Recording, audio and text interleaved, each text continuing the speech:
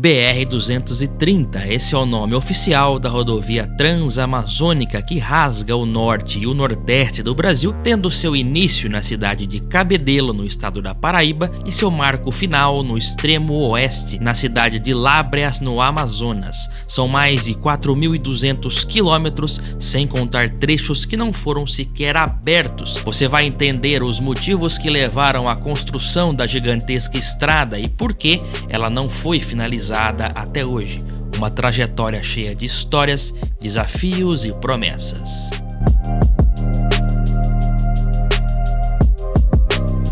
Olá amigos do canal PL, bem-vindos a esse canal, viu, que traz literatura automotiva, histórias, né? E vamos juntos, mais uma vez aqui nessa nostalgia.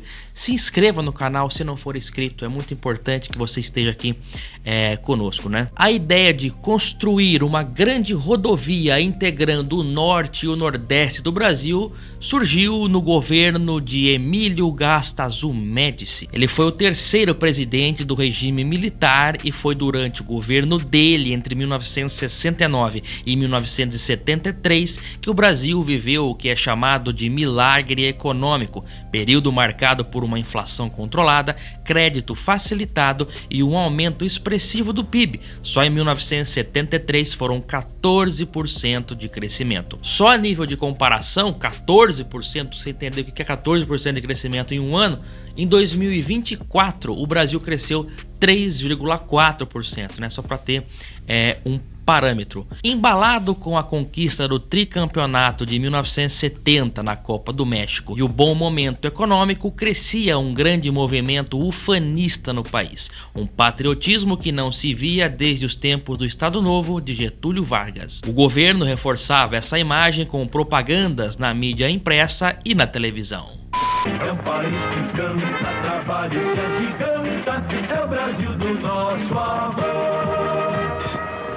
Foi nesse período também que ocorreu um boom na construção civil, com obras imensas Brasil afora, como a Ponte Rio-Niterói e a usina hidrelétrica de Itaipu. Em junho de 1970, o Nordeste passava por uma seca que atingia cerca de 1 milhão de pessoas. O presidente Médici, após visitar o local, ficou assustado com o que viu e, ao voltar a Brasília, decidiu pôr em prática o projeto já antigo da construção da rodovia para interligar as regiões, facilitando assim o acesso de caminhões-pipa, por exemplo. Afinal, passar a imagem de milhões de pessoas passando necessidade no Nordeste não pegaria bem no cenário mundial para um país que se projetava naquele momento como a próxima potência mundial. Para isso foi criado o PIN, não é o PIN do Silvio Santos, não, é o PIN, que significava Programa de Integração Nacional, que foi lançado em 16 de julho de 1970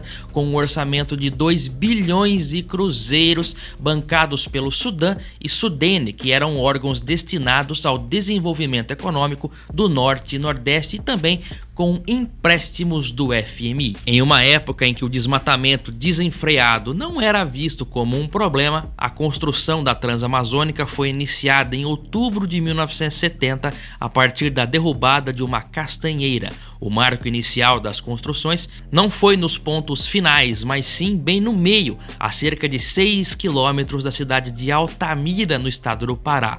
Lá foi erguido o monumento que simboliza a pedra fundamental da estrada e que ficou conhecido como o pau do presidente. Fazer o quê? Esta é a Transamazônica, a obra da conquista definitiva de uma das regiões mais ricas do mundo. Sem descanso, homens e máquinas lutam contra a selva, contra o clima, para dar ao Brasil a sua maior obra rodoviária. Mas o esforço e a vitória serão amplamente recompensados. Dentro de pouco tempo, por aqui rodarão confortavelmente quaisquer veículos com toda a segurança. Agora, porém, nenhum carro. Somente tratores e motoniveladoras se aventuram nestas condições de terreno e neste inferno.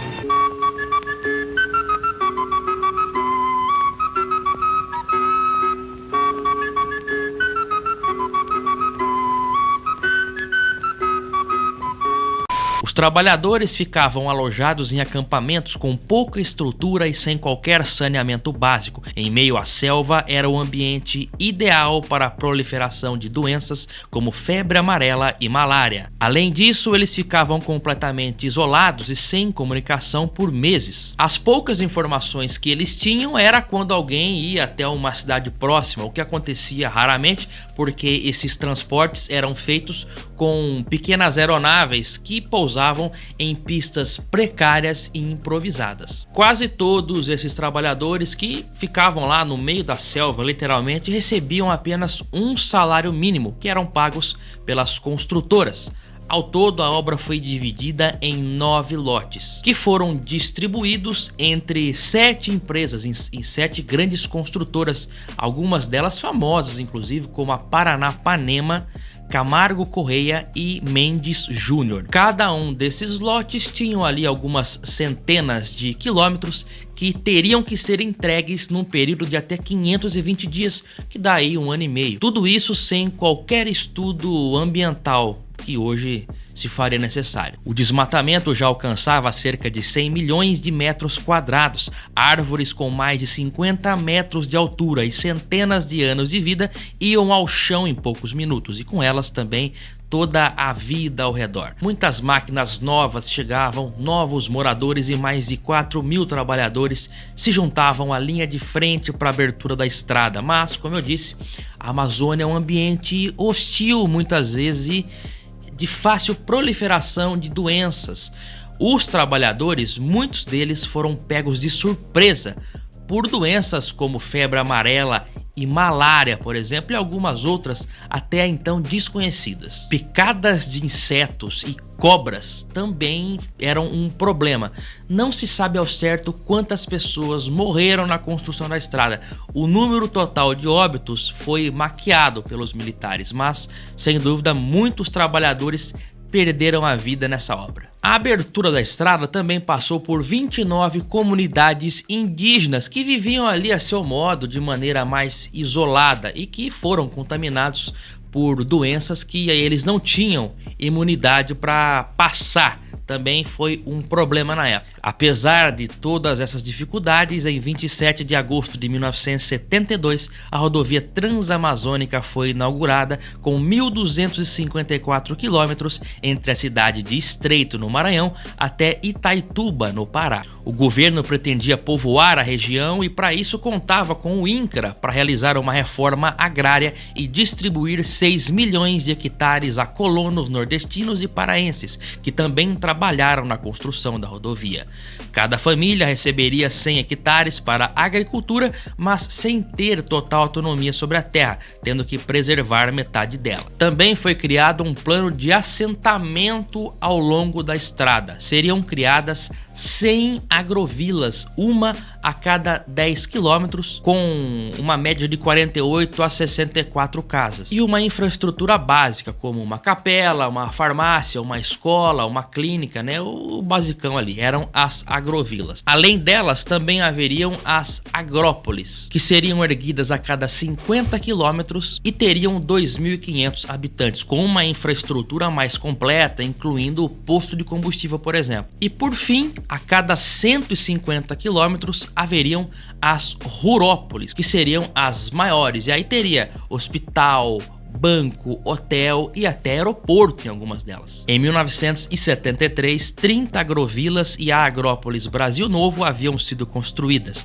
Nessa época, aproximadamente 1.500 famílias haviam sido assentadas em um trecho de 500 quilômetros da rodovia na região de Altamira, um número muito pequeno se comparado com as 100 mil famílias estimadas pelo governo 3 anos antes. Inicialmente projetada para ser uma rodovia pavimentada com 8.000 quilômetros de comprimento, conectando os oceanos Atlântico e Pacífico, percorrendo de ponta a ponta a América Latina, passando pelo Nordeste e Norte do Brasil, Peru e Equador, a grandiosidade do projeto logo esbarrou na realidade do terreno e das condições climáticas. Eles acreditavam que a Amazônia era uma grande planície ali coberta de selva, que se mostrou uma inverdade. Quando eles começaram a abrir a mata, eles viram que tinham sim declives acentuados. O trajeto original foi revisto, reduzido para 4.977 quilômetros até a cidade de Benjamin Constant, na fronteira entre o Brasil, Peru e Equador. Só que as obras não chegaram lá até hoje. A rodovia vai até Labras, no mesmo estado, o que dá os 4.260 quilômetros atuais, o que faz da Transamazônica a terceira rodovia mais longa do Brasil e uma das mais longas do mundo, cortando 7 estados: Paraíba, Ceará, Maranhão, Tocantins, Piauí, Pará e Amazonas, e passando por 63 municípios. Atualmente, desses 4.260 quilômetros, a maioria ainda não é pavimentada, é estrada de terra mesmo, que ficam intransitáveis entre outubro e março, que é a época de chuva, isolando várias regiões que dependem desse acesso. Isso mostra os problemas técnicos que a rodovia tem desde o início: subidas muito íngremes e o escoamento de água mal pensado pelos militares, o que faz com que trechos fiquem totalmente intransitáveis quando chove. O último trecho da Transamazônica foi inaugurado em janeiro de 1974. Ali eles já deram a rodovia por concluída, mesmo faltando 700 quilômetros para chegar até a fronteira com o Peru. Logo depois, em março daquele ano, houve a transição do governo Médici para o governo Geisel, que já não demonstrava tanto interesse na conclusão da rodovia. Ele considerava a Transamazônica um erro, inclusive. A partir daí, a estrada ficou basicamente do jeito que estava, com vários trechos sem asfalto e alguns até intransitáveis. Diversos rios eram atravessados em precárias pontes de madeira que frequentemente não aguentavam o peso de uma carreta, gerando custos com as reconstruções. Alguns trechos são atravessados de balsa até hoje. Na data da inauguração da rodovia, apenas 10% dos colonos esperados pelo governo estavam instalados na região. Muitos deles ali estavam justamente para trabalhar nas obras da estrada que não foram continuadas após 74. Muitas famílias foram indo embora e as que continuaram ali ficaram perdidas, com dificuldades, um solo infértil, chuvas torrenciais e doenças tropicais. A integração do pobre e populoso Nordeste com a despovoada Amazônia só se tornaria viável se os populares que ficariam por ali pudessem se sustentar, o que não se mostrou muito viável. Talvez tivesse sido melhor a integração do Nordeste com o sul do país, mais próspero e rico, o que daria uma ligação mais interessante. Ao todo, o INCRA só conseguiu dar lotes e uma infraestrutura completa a 900 famílias, número bem abaixo das 100 mil esperadas pelo governo. Hoje restaram apenas 20 agrovilas, 3 agrópolis e uma rurópolis, que não possuem um bom desenvolvimento não, viu? Eles têm péssimos índices de IDH e dependem de auxílios do governo em grande parte. A BR-230 também gera custos altíssimos de manutenção, com apenas 10% do percurso pavimentado. A maior parte é de terra mesmo e sofre com erosões, atoleiros e pontes fracas que desabam facilmente. Além disso, alguns trechos não têm nenhuma sinalização ou iluminação. Desde o início, a construção da Transamazônica já indicava que iria fracassar. Foi um projeto feito em 10 dias e sem nenhum estudo técnico e ambiental prévio. A floresta também não parece aceitar grandes obras. Foi assim na construção da Estrada de Ferro Madeira-Mamoré, idealizada no meio do século XIX, cuja construção foi de 1907 a 1912 e tinha o mesmo objetivo da BR-230, fazer a ligação com o Pacífico. Ambas as obras custaram muitas vidas e gastos exorbitantes. Outro ponto negativo é que a Transamazônica acabou criando em sua extensão pontos de garimpo e desmatamento ilegais em locais até então inacessíveis. Inacabada até hoje, a rodovia não tem previsão de término. É um exemplo de um grande erro estratégico por parte do governo Médici. Você sabia dessas curiosidades da rodovia Transamazônica, que virou um elefante branco? Bem ou mal, ela até tem alguma função lá mesmo, mas o projeto inicial não chegou nem perto de sua conclusão.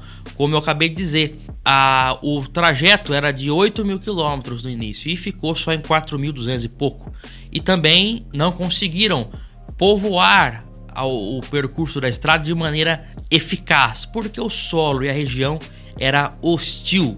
Grande parte da estrada é percorrida mata dentro, sem qualquer civilização.